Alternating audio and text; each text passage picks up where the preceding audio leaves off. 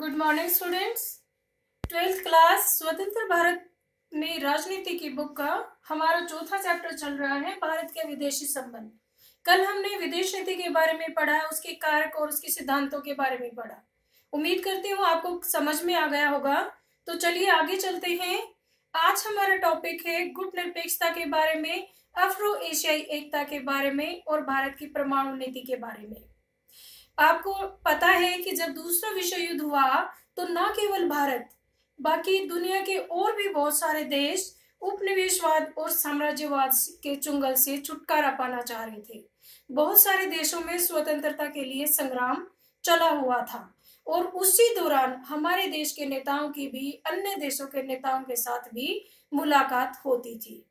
तो दूसरे विश्व युद्ध के दौरान ही सुभाष चंद्र बोस ने आईएनए का गठन किया था और इससे पता चलता था कि वो और भी देशों के नेताओं के साथ उनके संपर्क थे। आईएनए मतलब इंडियन नेशनल आर्मी का गठन सुभाष चंद्र बोस जी ने किया था। रूस के साथ, जर्मनी के साथ, जापान के साथ उनके बहुत अच्छे संबंध थे। तो फिर उसके साथ साथ बाकी नेताओं ने भी देखा कि जो एशिया और अफ्रीका के जो नए नए स्वतंत्र राष्ट्र हैं उनके बीच में भारत को अगर आपस में अच्छी मित्रता बन जाती है उनके साथ, तो ये सभी देश मिल करके अपने अपने क्षेत्र में अच्छा विकास कर सकते हैं।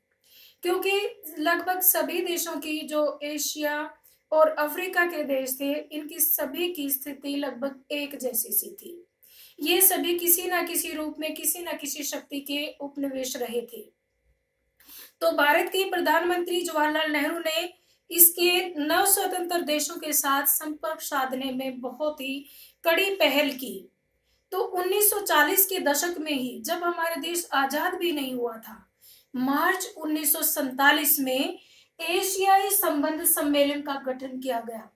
एशिया के देशों के नेता आपस में इकट्ठे हुए और बातचीत हुई कि किस प्रकार से पिछड़ी हुई जो बिरादरी है, पिछड़े हुए जो राष्ट्र है, उनको किस प्रकार से ऊपर उठाया जाए। और इसी के चलते फिर 1949 में इंडोनेशिया के ऊपर डच लोगों का शासन था और डच लोगों के उपनिवेशवाद से स्वतंत्रता दिलाने के लिए इंडोनेशिया में स्वतंत्रता संग्राम चल रहा था। और उस दौरान भारत ने भी इंडोनेशिया के स्वतंत्रता संग्राम में बढ़ चढ़कर हिस्सा लिया और इंडोनेशिया को आजादी दिलाने में बहुत बड़ी भूमिका निभाई। तो इस प्रकार से इंडोनेशिया की आजादी के लिए प्रयास किए और उपनिवेशीकरण के बिल्कुल विरुद्ध रहा है भारत का हमेशा से ही। भारत ने रंग भेद के आधार पर, जाति के आधार पर, किसी भी प्रकार के भेदभाव के आधार पर किए जाने वाले ज्यादतियों का हमेशा ही विरोध किया है। तो उसी कड़ी में आगे बढ़ते हुए 1955 में बांडुंग में, इंडोनेशिया का एक शहर है बांडुंग, वहां पर 1955 में इनका एशियाई, अफ्रो एशियाई, अफ्रीका और एशिया के देशों का एक सम्मेलन हुआ, जहां पर इन्होंने एक दूसरे की समस्याओं को जाना और बड़े सौहार्दपूर्ण तरीके से, बड़ी सॉलिडरिटी के साथ ये देश एक मंच पर आए और अपनी समस्याओं को एक दूसरे के साथ मिल करके सुलझाने के लिए वादे किए, समझौते किए। और वहीं से गुट निरपेक्ष आंदोलन की नींव भी पड़ी बांडुंग सम्मेलन से। और गुट निरपेक्ष आंदोलन का पहला सम्मेलन 1961 में बेलग्रेड में हुआ। यूगोस्लाविया में पड़ता है बेलग्रेड। 1961 में बेलग्रेड में, नाम भी कह सकते हैं हम इसे, नॉन अलाइनमेंट मूवमेंट, गुट निरपेक्ष आंदोलन। तो इसका पहला शिखर सम्मेलन 1961 में बेलग्रेड में हुआ और अब तक गुट निरपेक्ष सम्मेलन 18 हो चुके हैं। 2019 में हुआ था, अक्टूबर 2019 में अजरबैजान के शहर बाकू में हुआ है लेटेस्ट जो सम्मेलन हुआ है। 18 सम्मेलन हो चुके हैं गुट निरपेक्ष आंदोलन के। 120 के करीब, लगभग 120 देश गुट निरपेक्ष आंदोलन के सदस्य देश हैं। आज के दिन अगर हम इनकी जनसंख्या देखें तो लगभग 120 देश 120 से भी ज्यादा, कई बार ऑब्जर्वर कंट्रीज को भी अगर हम मिला लें तो 120 से भी ज्यादा देश इस आंदोलन के सदस्य हैं आज के दिन। 18 सम्मेलन हो चुके हैं, 19वां सम्मेलन 2022 में होना है, 17वां सम्मेलन वेनेजुएला में हुआ था, 16वां सम्मेलन ईरान में हुआ था। अंडरस्टैंड? तो अब तक 18 सम्मेलन हो चुके हैं और 120 देश इसके सदस्य हैं। Got it? गुटनिरपेक्ष आंदोलन का पहला शिखर सम्मेलन बेलग्रेड में 1961 में, 18वां शिखर सम्मेलन अजरबैजान के शहर बाकू में 2019 में हुआ है। तो चलो आगे बढ़ने से पहले हम जानते हैं कि गुटनिरपेक्ष क्या होता है। जैसे कि इसके पहले तो इसके हम शब्द से ही अर्थ निकालते हैं। गुट मतलब ग्रुप, निरपेक्ष मतलब नहीं शामिल होना, यानी कि गुटों में शामिल, ग्रुप में शामिल नहीं होना। आपको याद होगा कि जब दूसरा विश्व युद्ध खत्म हुआ तो उस समय संसार दो दड़ों में बटा हुआ था। एक का मुखिया संयुक्त राज्य अमेरिका था और दूसरे की पैरोकारी सोवियत संघ कर रहा था। तो दोनों ही राष्ट्र अब बड़ी बड़ी महाशक्तियां थी और जो नए नए स्वतंत्र राष्ट्र हैं उनको अपने गुट में मिलाने का प्रयास कर रही थी। तो गुट निरपेक्ष जान लेते हैं पहले क्या होता है। गुट निरपेक्षता का अर्थ महाशक्तियों के मध्य जारी शीत युद्ध और उसके कारण जन्म लेने वाले राजनीतिक एवं सैन्य गुट में शामिल न होना और गुटबंदी से स्वतंत्र रहते हुए राष्ट्रीय हितों की पूर्ति के आधार पर निर्णय लेना। गुट निरपेक्षता का तटस्थ और निष्क्रिय नहीं है बल्कि सक्रिय रहना है। एक बार फिर से देखिए इसको।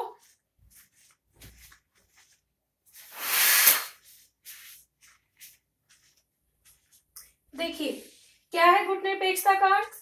महाशक्तियों के मध्य, उस समय दो महाशक्तियां थी, उनके मध्य शीत युद्ध चल रहा था, कोल्ड वॉर चल रहा था।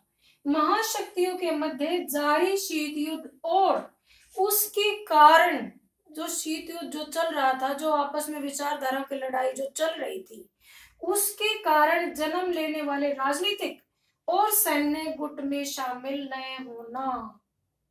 जो दो महाशक्तियां उस समय जो राजनीतिक और सैनिक गठबंधन बना रही थी उनमें शामिल न होना और उसके साथ साथ गुटबंदी से स्वतंत्र रहते हुए राष्ट्रीय हितों की पूर्ति के आधार पर निर्णय लेना।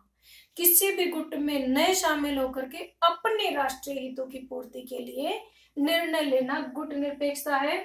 और इसमें कहा गया है कि गुट निरपेक्षता निष्क्रिय होने, तटस्थ होना नहीं है। गुट निरपेक्षता सक्रिय होने की राजनीति है। देखिए तटस्थ होना होता है कि चाहे कुछ भी लड़ता भिड़ता, कुछ भी दुनिया दुखी होती रहे, हमें कोई मतलब नहीं, ये होता तटस्थ।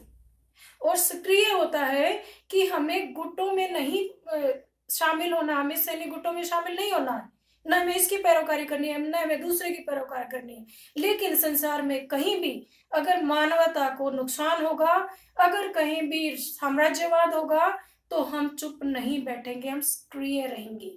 ये थी हमारे भारत की गुट निरपेक्षता की नीति। आई होप समझ में आ गया होगा कि जो शीत युद्ध के दौरान जो दो महाशक्तियां गुट बना रही थी उनमें शामिल न होकर के सक्रिय राजनीति, अपना स्वतंत्र, अपना अस्तित्व रखते हुए सक्रिय राजनीति करना गुट निरपेक्षता है। चले आगे। अब बात आती है कि गुट निरपेक्षता में नेहरू की क्या भूमिका थी। आपको पता है कि नेहरू जी विदेश नीति के निर्माता भी थे। तो नेहरू जी चाहते थे कि किसी भी जो आज की हमारी परिस्थितियां हैं, जो हमारी आज की आर्थिक परिस्थितियां हैं, इस पृष्ठभूमि में हमें किसी भी गुट के साथ शामिल नहीं होना चाहिए। क्यों? क्योंकि हमें दोनों ही गुटों से मदद चाहिए है। हालांकि दोनों गुट हमें शंका की दृष्टि से देखेंगे, क्योंकि अगर हम किसी गुट में शामिल नहीं होते हैं तो दूसरे को अपने आप ही लगेगा कि वो दूसरे गुट की तरफ उसका झुकाव है, हमें ये समस्या झेलनी पड़ेगी। लेकिन हमारे लिए आज यही सही है कि हम किसी भी गुट में शामिल ना हो। हालांकि नेहरू जी की इस नीति का डॉक्टर बी.आर. अम्बेडकर ने खुलकर विरोध किया, क्योंकि डॉक्टर बी.आर. अम्बेडकर चाहते थे कि अमेरिका जो लोकतंत्र की ज्यादा पैरोकारी करता है, हमें अमेरिका की तरफ के गुट में शामिल हो जाना चाहिए। दूसरी तरफ स्वतंत्र पार्टी ने और भारतीय जनसंघ ने भी नेहरू के इस गुट निरपेक्षता की नीति का विरोध किया था। भारतीय जनसंघ ने भी और स्वतंत्र पार्टी ने भी नेहरू की इस नीति का विरोध किया था। लेकिन नेहरू जी उस समय बहुत ही ताकतवर नेता थे, करिश्मावादी नेता थे, बड़ी मजबूती के साथ जीत करके सरकार बनाई थी उन्होंने। तो उन्होंने फिर गुट निरपेक्षता की विदेश नीति अपनाई। अंडरस्टैंड? तो ये तो रही नेहरू की भूमिका विदेश नीति को अपनाने में। और उसके बाद दो खेमों में जैसे दूरी थी, दो खेमों में दूरी, तो दोनों ही खेमों में संतुलन साधने की कोशिश की गई। नेहरू जी के द्वारा जो दो खेमे थे, एक का नाम था संयुक्त राज्य अमेरिका, दूसरे का नाम था सोवियत संघ, दोनों के बीच में संतुलन साधने की कोशिश की गई थी। और उसके साथ साथ नाटो और वार्सा पैक्ट में शामिल होने से मना कर दिया था। नाटो है नॉर्थ अटलांटिक ट्रीटी ऑर्गेनाइजेशन। ये एक अमेरिका और उसके साथी देशों का सैनिक संगठन है। और इसको काउंटर करने के लिए सोवियत संघ और उसके साथी देशों ने एक और सैन्य संगठन बनाया जिसका नाम था वार्सा पैक्ट। लेकिन भारत ने किसी भी सैन्य संगठन में शामिल होने से मना कर दिया। न तो नाटो की सदस्यता ली और न ही वार्सा पैक्ट की सदस्यता ली। और उसके साथ ही 1956 में स्वेज नहर के मसले पर ब्रिटेन ने मिस्र के ऊपर आक्रमण कर दिया, तो भारत ने इस नव उपनिवेशवाद की विश्व बिरादरी में भरसक आलोचना की। तो इस तरह से दोनों खेमों से दूरी बनाए रखी। और ब्रिटेन के खिलाफ भी इन्होंने, भारत ने जब मिस्र पर आक्रमण किया ब्रिटेन ने, तो भारत ने इसकी भी खूब बुराई की। तो इस तरह से भारत और अमेरिका के संबंधों में खटास आ गई। और इसी दौरान पाकिस्तान ने अमेरिका की सदस्यता स्वीकार कर ली। अमेरिका के साथ गठबंधन कर लिया पाकिस्तान ने। तो फिर भारत अमेरिका के लिए और भी भारत खटकने लगा था, क्योंकि भारत प्रारंभ से ही चाहता था कि साम्यवादी रूस, सोवियत संघ और साम्यवादी चीन पर दब को घेरने का सबसे अच्छा जरिया भारत हो सकता है। अगर भारत दोस्ती कर लेता है तो अमेरिका का दबदबा चारों तरफ से बन जाएगा। और अमेरिका ने भारत को अपनी तरफ मिलाने के लिए खूब सारे भरपूर प्रयास किए, लेकिन भारत अडिग था और वह अपनी संप्रभुता को बनाए रखना और अपने स्वतंत्र नीति का अनुसरण करते हुए किसी भी देश के गुट में शामिल नहीं हुआ था। तो यहाँ तक तो थी दो खेमों में दूरी की बात, कि कैसे कैसे भारत ने गुट निरपेक्षता की नीति को अपनाया, किन परिस्थितियों में अपनाया। अब बात आती है गुट निरपेक्षता की नीति अपनाने के कारण क्या थे।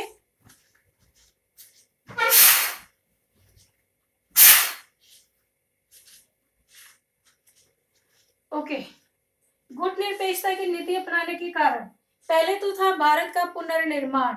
जैसे कि मैं आपको बार बार बताती आ रही हूं कि भारत दोनों तरफ से आर्थिक सहायता लेना चाहता था। भारत की स्थिति ऐसी थी कि न तो वो अमेरिका से दुश्मनी मोल ले सकता था, न ही सोवियत संघ से दुश्मनी मोल ले सकता था।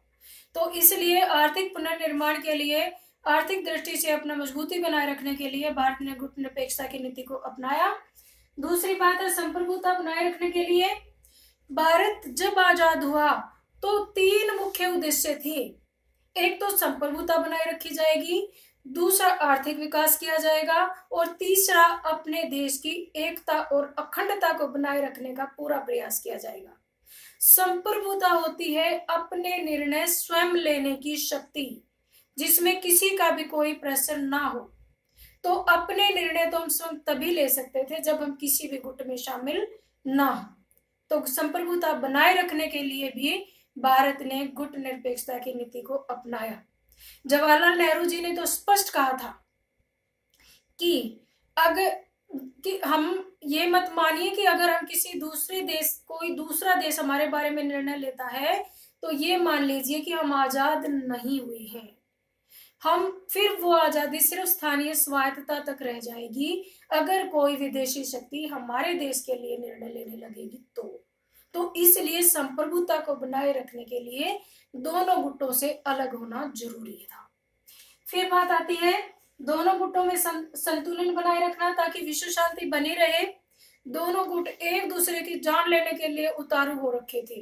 दोनों ही देशों के पास बड़े बड़े परमाणु हथियार थे, तो दोनों देशों में मध्यस्थता करने के लिए, विश्व शांति बनाने के लिए, बीच का रास्ता अपनाने के लिए भी भारत जैसे देशों को गुट निरपेक्षता की नीति अपनानी पड़ी। फिर बात आती है भारत की प्रतिष्ठा बढ़ाने के लिए अगर हम किसी भी गुट में शामिल हो जाते तो हमें कोई नहीं पूछता।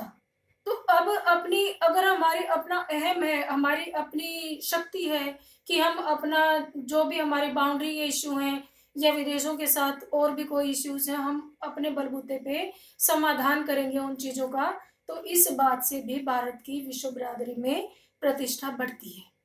फिर बात आती है तीसरी दुनिया के देशों के मध्य एकता और सहयोग स्थापित करना। अगर भारत किसी का पिछलग्गू बन जाता तो हो सकता है कि किसी ना किसी तरह से नई तरह का उपनिवेशवाद शुरू हो जाता। भारत चाहता था कि जो नए नए गरीब राष्ट्र हैं उनके साथ एकता बनाई जाए, उनके साथ सहयोग बनाया जाए, और अपनी मनमर्जी से सहयोग, एकता, समझौता, संधि करने का तभी कर सकता था भारत जबकि वो दोनों गुटों से अलग रहे। तो ये कुछ कारण थे गुट निरपेक्षता की नीति अपनाने के कारण। अंडरस्टैंड? आगे हम चलते हैं कि गुट निरपेक्ष आंदोलन में मुख्य भूमिका निभाने वाले नेता कौन कौन थे।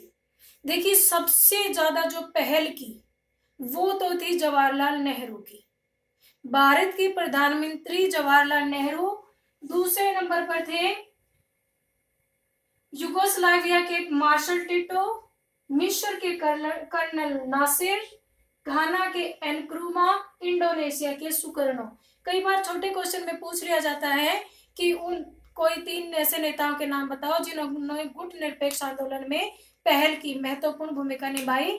तो सबसे पहले तो महत्वपूर्ण आती है नेहरू, नासिर, टिटो।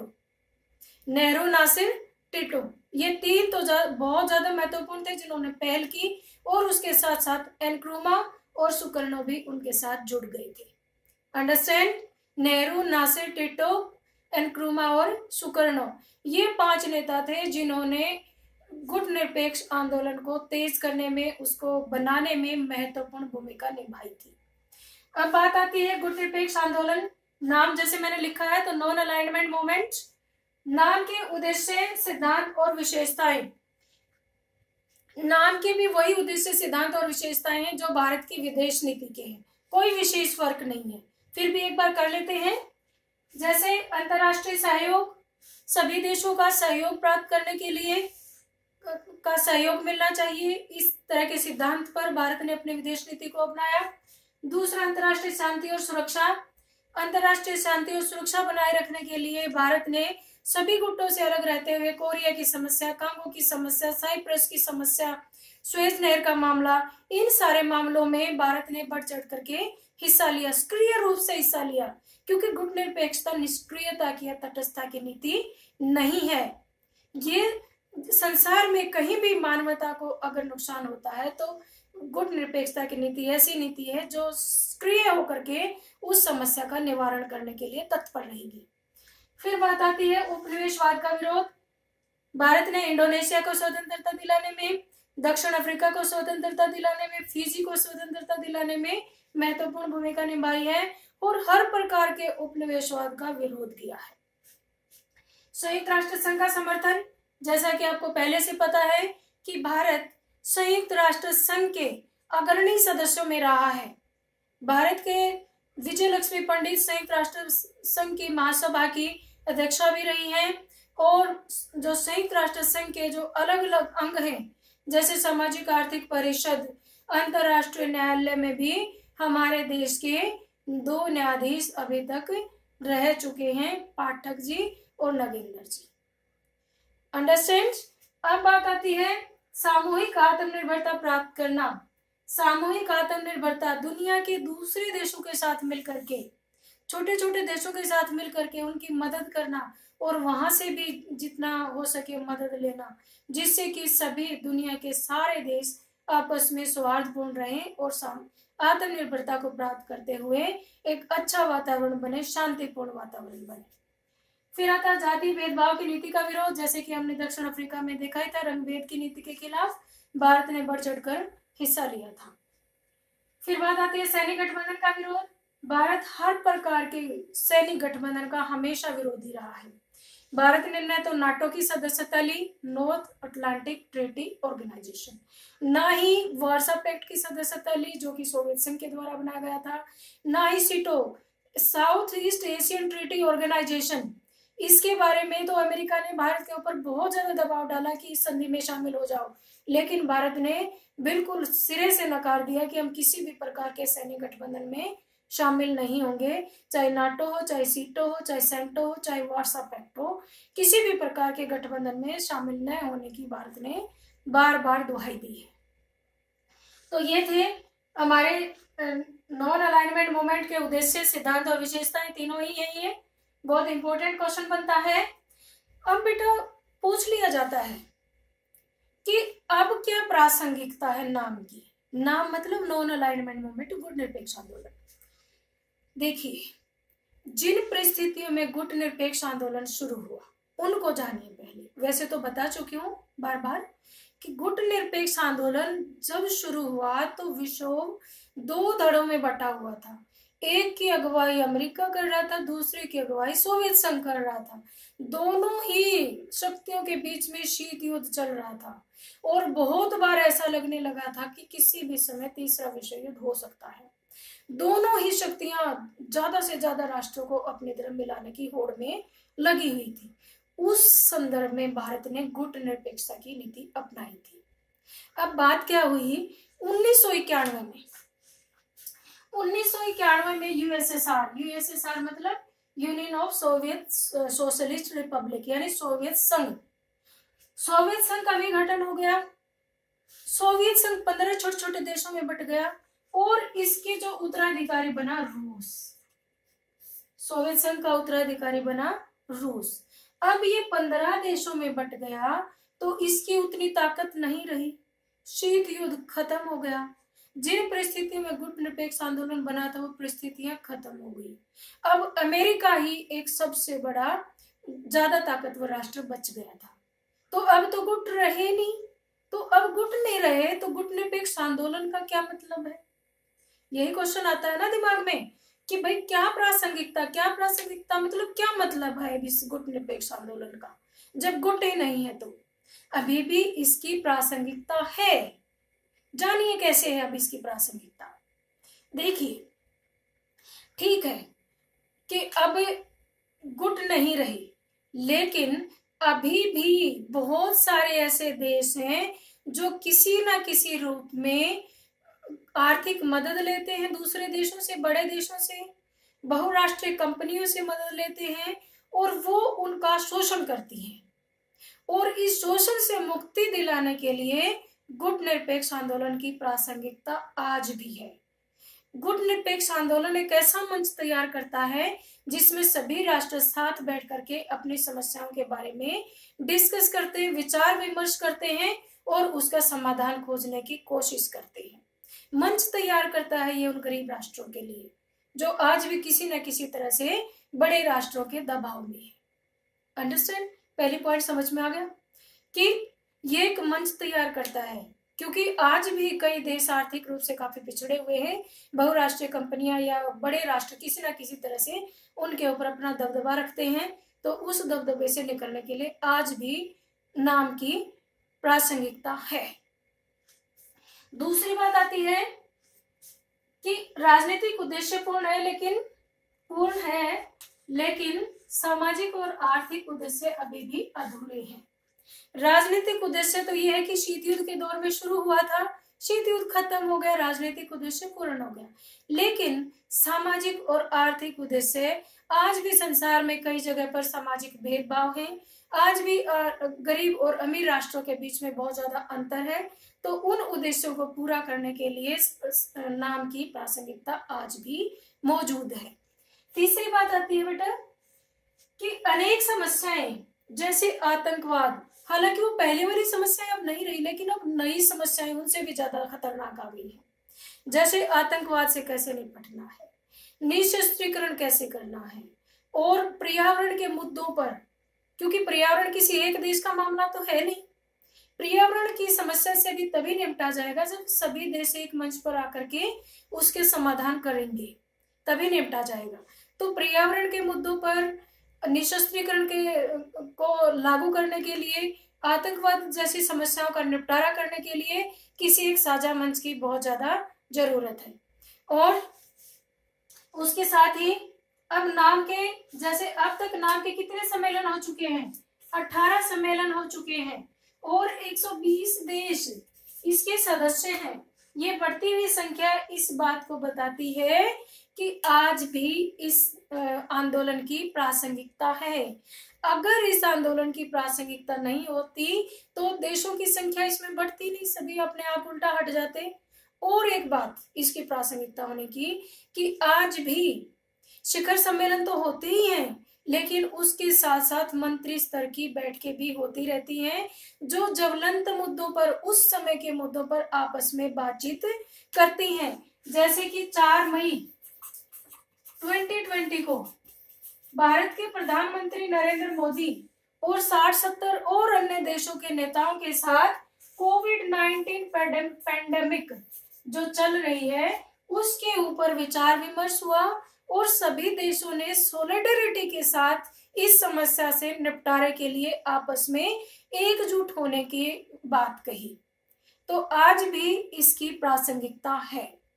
अंडरस्टैंड? किन किन मामलों में है कि पहले वाली बात ठीक नहीं रही, मानते हैं सोवियत संघ का विघटन हो गया, लेकिन आज भी आर्थिक दृष्टि से कई देश पिछड़े हुए हैं, उनकी समस्या का समाधान करना है, मानवाधिकारों की समस्या है उसका समाधान करना है, निशस्त्रीकरण है, आतंकवाद है, पर्यावरण की समस्याएं हैं, पैंडेमिक जैसे कोविड-19 जैसी पैंडेमिक आ जाती है, उनका समाधान भी एक मंच होगा तो वहां बैठकर ही सभी राष्ट्र कर पाएंगे। तो इस तरह से आज भी नाम की प्रासंगिकता है।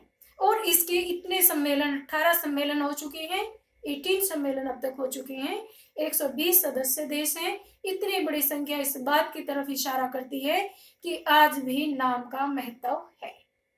अंडरस्टैंड? तो आज का हमारा और टॉपिक है एक, हाँ, इन अंतरराष्ट्रीय परिस्थितियों के मद्देनजर भारत को 1962 में रक्षा उत्पाद विभाग की स्थापना करनी पड़ी और 1965 में रक्षा आपूर्ति विभाग की स्थापना करनी पड़ी।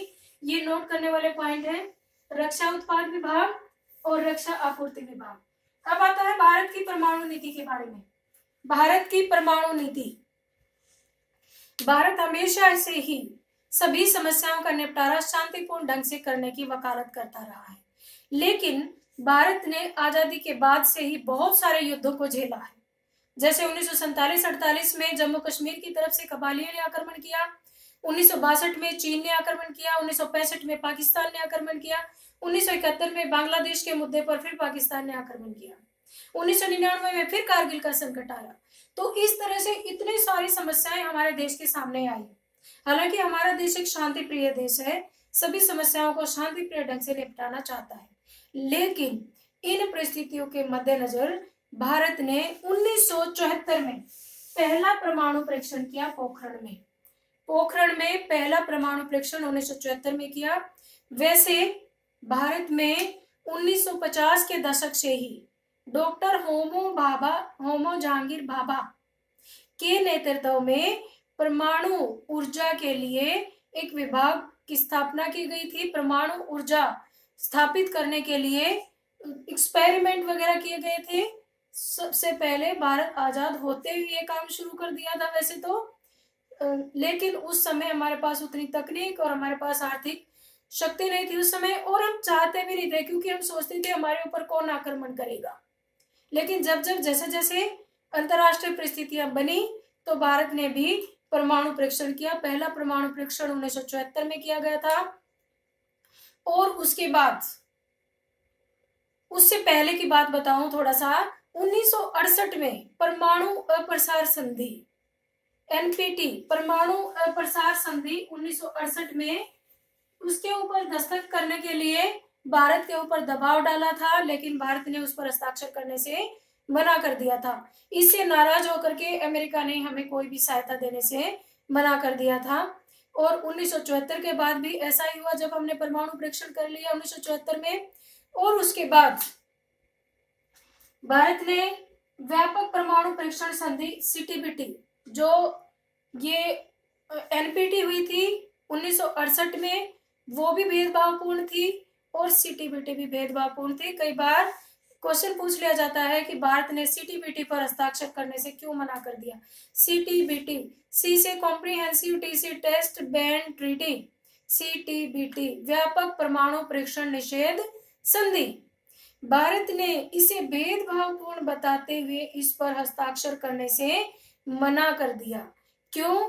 क्योंकि ये संधि उन राष्ट्रों को तो हथियार रखने की अनुमति देती है जिनके पास ऑलरेडी है, लेकिन जिन राष्ट्रों के पास हथियार नहीं है उनको हथियार बनाने से रोकती है।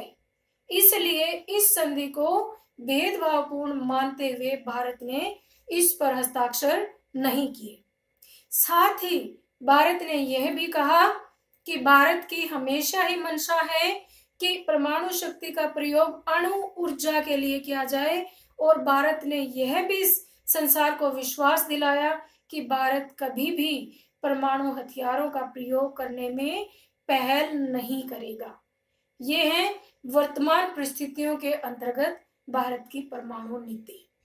अंडरस्टैंड? इसमें मुख्य यही आता है कि कब कब परमाणु परीक्षण किए। पहला परमाणु परीक्षण 1974 में पोखरण में किया गया था, और फिर 5 परमाणु परीक्षण किए 1998 में, और उस बीच में 1968 की परमाणु प्रसार संधि आई और सीटीबीटी संधि भी आई 1995 में, लेकिन भारत ने इन को भेदभावपूर्ण बताते हुए इन पर हस्ताक्षर करने से मना कर दिया।